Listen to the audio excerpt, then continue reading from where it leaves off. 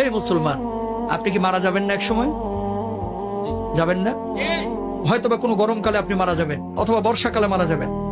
যেদিন আপনি মারা যাবেন, রূহটা যখন কবজ হবে, দেখবেন অনেক মানুষ ফেল ফেলায় তাকায় থাকে, কথা বলতে পারে না। আপনি মনে করেন যে তার এখন পিপাসা লাগছে, কারণ রূহ কবজ শুরু হয়ে গেছে ভিতরে।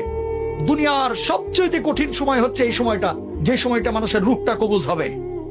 তখন আপনি যে এই যে মুখে পানিটা ঢেলে দেন, দেখবেন যে পানিটা গিলতে পর্যন্ত পারে না, ঠোঁটের দুই কিনারা দিয়ে ওই পানিটা বের হয়ে যায়। আল্লাহু আকবার।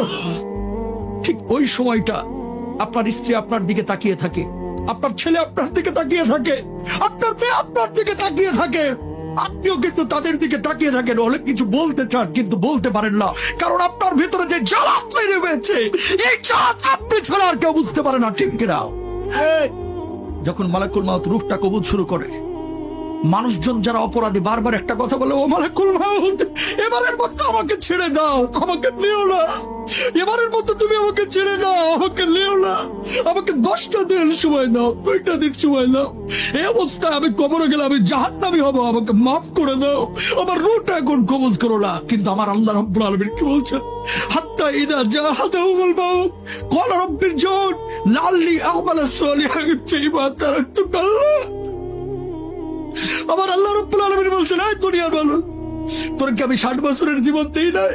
তোর কি আমি 40 বছরের জীবন দেই নাই? তুই কেন তখন বুঝলি না? কেন সৎ কাজ করলি না? কেন তওবা করলি না?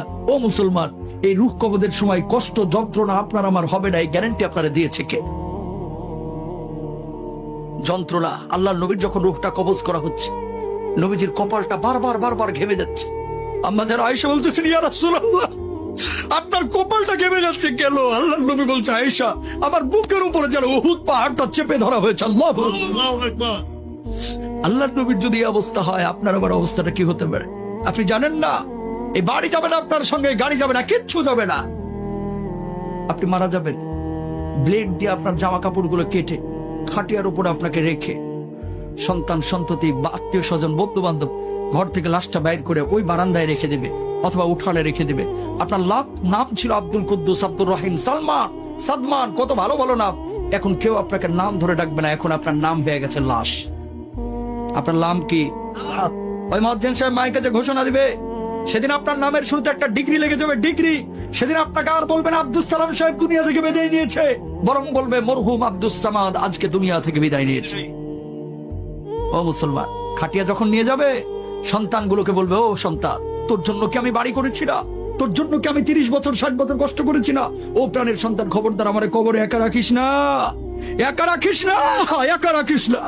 ওই সন্তানগুলো কবরের মধ্যে নামবে, বাবাকে যখন শুইয়ে দিবে, সন্তানগুলো একজন করে যখন উঠে যাবে, বাবা বলবে, ও সন্তান, তোর জন্য আমার জীবনের 30টা বছর শেষ করে দিয়েছি, ও সন্তান প্লিজ আমার একা রেখে যাস না, আমি থাকতে পারবো না, আমি থাকতে পারবো না।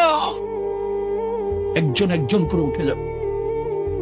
বাঁশগুলো যখন কবরের উপরে দেওয়া হবে, আপনি আকাশের দিকে তাকিয়ে থাকবেন কিন্তু কথা বলতে পারবেন না। বুক ফাটা আর্তনাদ, কলিজা ফাটা কান্না, সেদিন আপনি কাঁদবেন কিন্তু কেউ শুনবে না। সন্তান একজন করে উঠে যাবে।